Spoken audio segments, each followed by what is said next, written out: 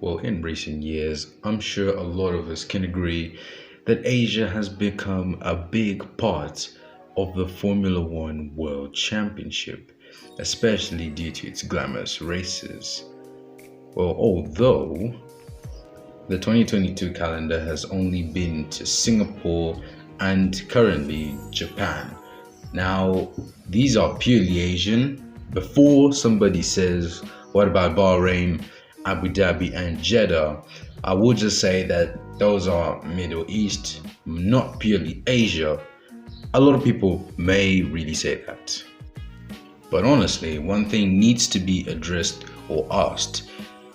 Does Asia need to have more Formula One races on the calendar? Oh, well, yes. Simply yes. Because Asia is one of a kind. It's a continent that's like no other. The countries that are there, the racetracks that we have in Asia, it's amazing how much Asia has developed over recent years.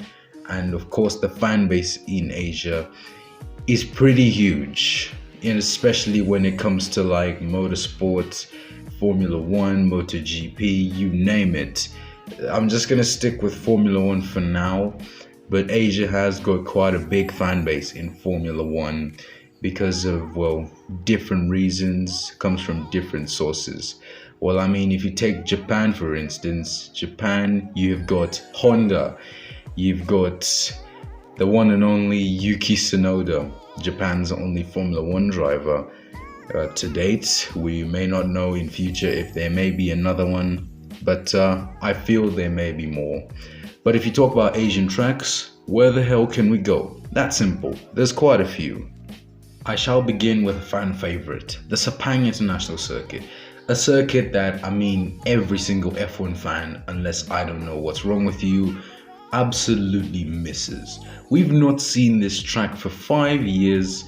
It's been absent from the F1 calendar for 5 years exactly. And this track, because of its unpredictable weather, its amazing layout, it's loved by, I guess you can say, majority of the F1 fans that are there in the community and that are still alive. Because this track, designed by Herman Tilke in 1999 or somewhere there, it's just unique. It's a unique track, especially this corner. You're looking at turn number 1 and turn 2, which has got various moments, some canny and some uncanny. But Malaysia, honestly, is a track that does not deserve to be off the F1 calendar. I mean, in 2017, when I was watching that final race, I did watch the final Malaysian Grand Prix early in the morning. It kind of like hit me like, is this race really going to be gone from the F1 calendar for forever? I mean, it was not something to be happy about, even though it was a great race, but it was honestly something sad. I really hope that this track does return to the Formula One calendar in the near future. Another fan favorite track that you can consider is the Intercity Istanbul Park. This is truly a fan favorite. No matter which area you watched, I mean, this track, it's absolutely brilliant. And I mean, well, it's not so long ago that we were last in Istanbul Park. It was just 11 months ago for the 2021 Turkish Grand Prix. I mean, a track that wasn't really supposed to be on the F1 calendar, but I mean, who cares? It was, or it is, a fantastic track.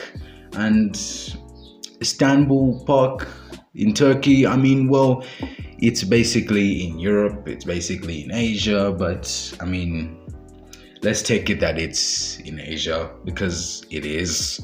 And well, this track has got some of the best memories you can think of, or not for some, especially turn number 1 if you're an Alpine driver. But Istanbul Park, designed by Herman Tilke as well, is one of a kind if you talk about the turn 8, and has the ability to produce fantastic races. 2020, for example, a history-making day or a record-breaking day. This track, I mean, if I had being in charge of Formula One, I would bring it back. I would make it stay on the F1 calendar, even with those moments, 2010 for example. I would make it stay on the F1 calendar, and to be honest, I love it. Where on earth would you be without the Bud International Circuit in India, New Delhi, India, a track that I'm sure a lot of F1 fans miss, especially my Indian fans or the Indian F1 fans that are still watching, even though their favorite circuit, their local circuit, is not on the F1 calendar. And I mean, shout out to all my Indian fans. It's been a while since we last saw this track on the F1 calendar. And from what I can remember, the 2011 Indian Grand Prix was the first ever Grand Prix I watched, from what I can remember, and was the first ever Indian Grand Prix. And if you think about memorable times this Grand Prix has had, well, the clip on screen is the one you should definitely be thinking about. Sebastian Vettel, 2013, the last ever Indian Grand Prix, when he won his 4th World Championship. I mean, he did donuts, bowed down to the RB9, and well, those marks, those donut marks on the track are still there today, according to some sources from many places. Those marks on the track are still there until this day, and from what Sebastian Vettel said, they shall remain there until the rain washes them away or something like that.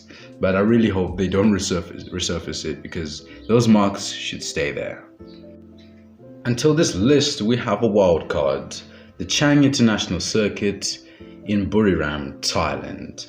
Now, of course, a lot of people are not too familiar with this circuit. I am, I guess, quite familiar with it, because the Premium Motorcycling Series MotoGP races here for the Thai Grand Prix, and this track hosts many other series. I mean, many that I'm not quite sure of, but this track is looking to be FIA Grade 2, but it's not. It's an FIA Grade 1, and it is quite a fast one with some long straights and a very nice scenery in Thailand.